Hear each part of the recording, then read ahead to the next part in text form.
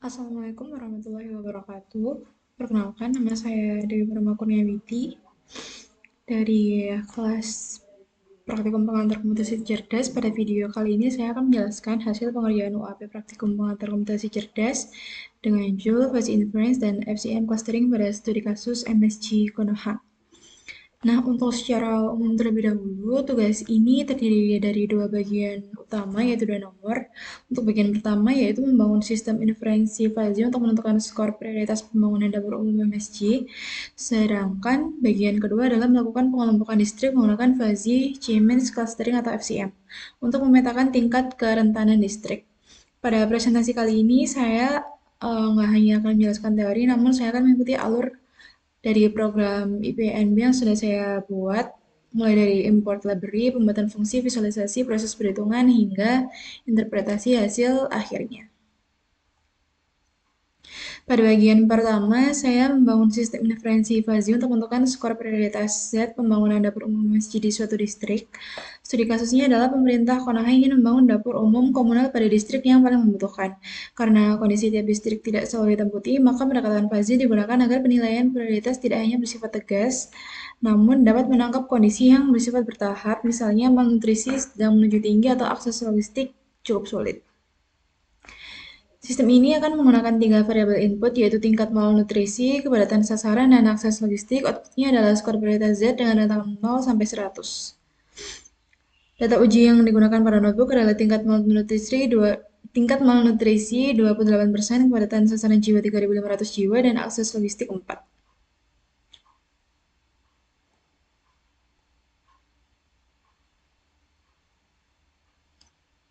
Nah, lalu di sini saya mengimpor beberapa library yaitu NumPy, Pandas, Matplotlib, dan MinMaxScaler.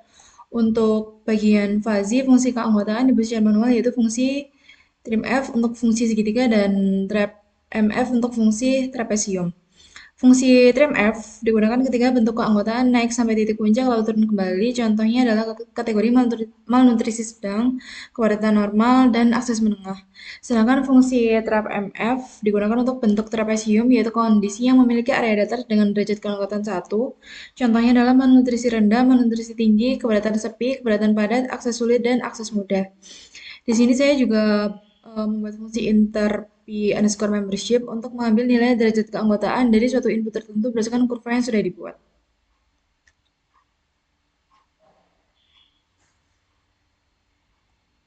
Nah, lalu di sini akan ditampilkan visualisasi fungsi keanggotaan untuk ketiga variabel input. Grafik pertama adalah tingkat malnutrisi dengan rentang 0 sampai 40%. Di sini terdapat tiga himpunan fuzzy yaitu rendah, sedang, dan tinggi. Dan grafik kedua adalah kepadatan sasaran dengan rentang 100 sampai 5.000 jiwa. Himpunan fuzzy-nya adalah sepi, normal, dan padat. Dan grafik ketiga adalah akses logistik dengan rentang 1 sampai 10. Himpunannya adalah sulit, menengah, dan mudah. Visualisasi ini dianggap penting karena dari grafik ini kita bisa lihat gimana nilai input nggak langsung masuk ke satu kategori aja, namun bisa memiliki derajat keanggotaan pada lebih dari satu kategori.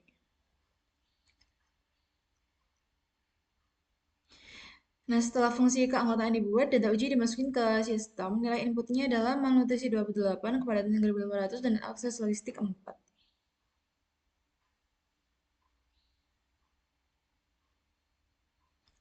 Nah, terus di sini eh, saya menggunakan 6 aturan fuzzy atau rule base. Aturannya kalau misal R1, jika malnutrisi tinggi, kepadatan padat, dan akses sulit, maka prioritas tinggi. Lalu jika R2, maka malnutrisi tinggi, kepadatan normal, dan akses mudah, maka prioritas menengah, dan seterusnya. Lalu di sini akan dilakukan inferensi fuzzy metode Tsukamoto. Pada metode Tsukamoto, setiap konsekuen harus menggunakan fungsi output yang monoton. Dalam notebook, output prioritas rendah menggunakan bentuk monoton turun, sedangkan prioritas menengah dan tinggi menggunakan bentuk monoton naik. Dari hasil perhitungan, rule yang aktif adalah R1 dan R5. Untuk R1 dan alfa adalah 0,5 karena minimum dan malusi tinggi 0,6, kepadatan padat 0,9982, dan akses sulit 0,5 adalah 0,5. Karena konsekuensinya prioritas tinggi, maka nilai krif ZI adalah 70, sehingga alfa dikali ZI menjadi 35. Untuk R5, nilai alfa adalah 0,2 karena minimum dan malnutrisi sedang 0,2, kepadatan pada 0,9982, dan akses sulit 0,5 adalah 0,2. Konsekuensinya juga prioritas tinggi sehingga nilai ZI adalah 64 dan alfa dikali ZI menjadi 12,8. Jumlah alfa aktif adalah 0,7 dan jumlah alfa dikali ZI adalah 47,8. Maka skor prioritas Tsukamoto dihitung dengan rata-rata terbobot yaitu 47,8 dibagi 0,7. Hasil akhirnya adalah 68,2857. Jadi berdasarkan metode Tsukamoto, distrik dengan data uji tersebut memiliki skor prioritas sebesar 98,29 yang dapat dibaca sebagai prioritas yang cukup tinggi. Selanjutnya akan dilakukan metode Mamdani. Nah, pada metode Mamdani ini outputnya tidak harus monoton, prosesnya terdiri atas 3 tahap yaitu implikasi, agregasi, dan diversifikasi centroid.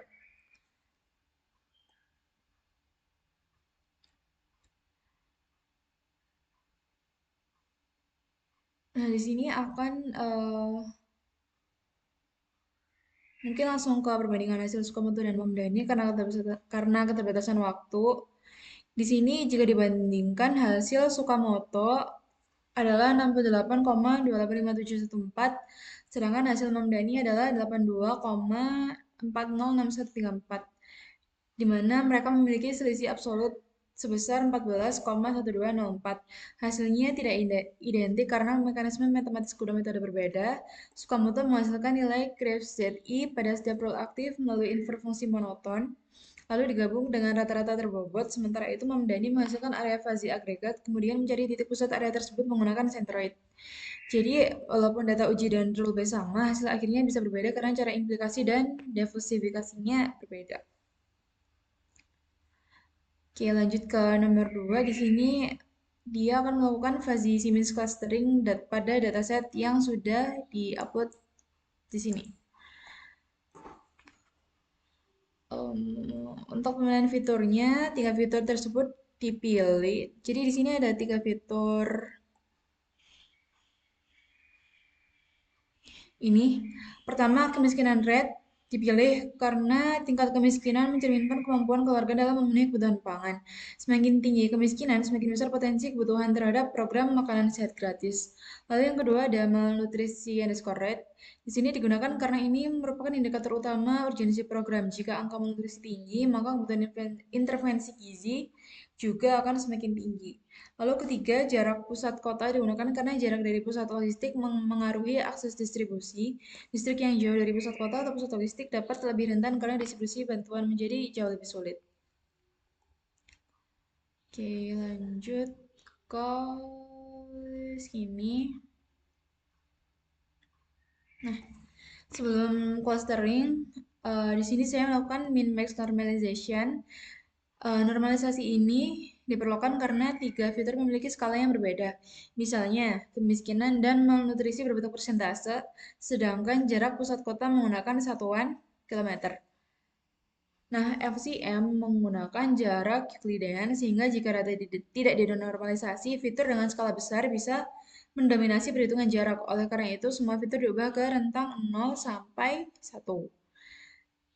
Pada statistik sebelum normalisasi, data kemiskinan rate di sini adalah 43,9292. Rata-rata malnutrisi rate adalah 13,0505 dan rata-rata jarak pusat kota adalah 60,4493. Setelah normalisasi, rata-ratanya berubah menjadi 0,4617, lalu 0,633 dan 0,3990. Boxplot di sini sebelum normalisasi menunjukkan bahwa skala antar fitur masih berbeda. Setelah normalisasi, semua fitur berada pada rentang yang sama yaitu 0 sampai 1. Ini membuat proses clustering menjadi adil antara fiturnya nanti. Oke, langsung ke sini. Nah, di sini FCM diimplementasikan secara manual. Alurnya dimulai dari inisialisasi matriks keanggotaan U. secara acak, lalu setiap baris dinormalisasi agar total membership setiap data terhadap seluruh cluster bernilai 1. Setelah itu, pusat cluster dihitung menggunakan bobot membership yang dipangkatkan dengan nilai falsifier M. Kemudian jarak Euclidean antara setiap data dan pusat cluster dihitung. Berdasarkan jarak tersebut, membership matrix akan diperbarui. Proses ini dilakukan berulang sampai perubahan membership sudah sangat kecil atau mencapai batas iterasi maksimum. Pada notebook, batas iterasi maksimum adalah 300.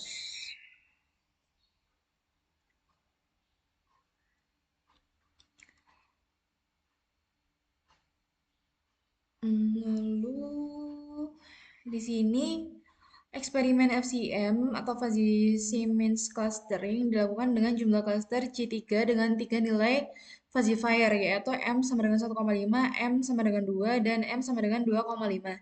Nilai M nanti akan memengaruhi tingkat kekabaran membership. Semakin kecil nilai M mendekati 1, batas antar cluster cenderung lebih tegas. Semakin besar nilai M, keanggotaan data terhadap beberapa cluster menjadi lebih menyebar.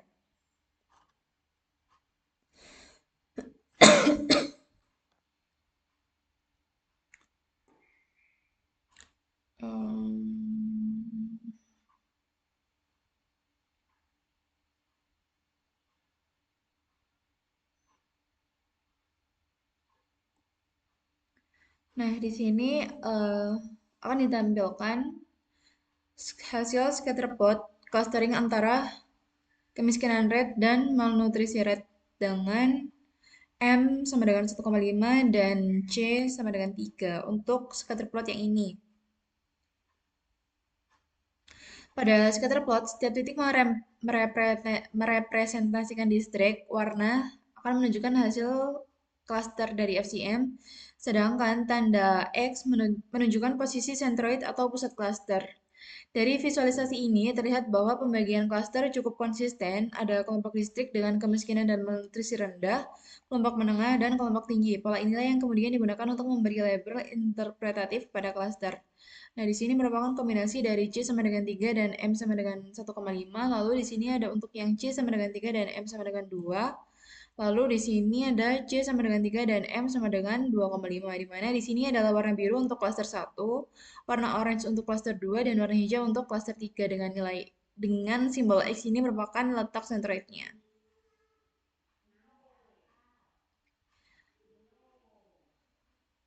Nah, setelah eksperimen tadi dilakukan, akan menghitung 3 indeks validitas cluster yaitu Siboney Index atau XP, partition coefficient atau PC, dan partition entropy atau PE. Untuk M sama dengan 1,5, di sini contohnya nilai XP adalah 0,104256.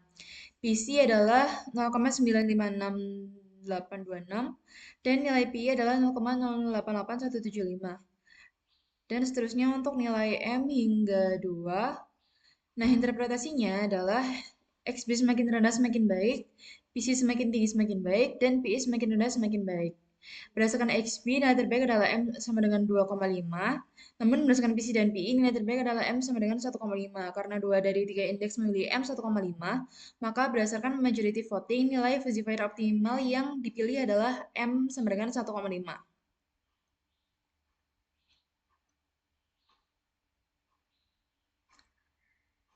Nah, setelah nilai M optimal diperoleh, akan memberi label interpretatif pada 3 cluster berdasarkan rata-rata fitur dan skor kerentanan centroid. Cluster 1 diberi cluster maju atau relatif aman karena memiliki rata-rata kemiskinan, malnutrisi, dan jarak pusat kota paling rendah. Lalu cluster 2 diberi label cluster transisi karena nilainya berada di tingkat menengah. Lalu cluster 3 diberi label kritis karena memiliki nilai kemiskinan, malnutrisi, dan jarak pusat kota paling tinggi. Dari hasil ini, distrik pada cluster kritis seharusnya menjadi perhatian utama dalam pemetaan kerentanan program MSG.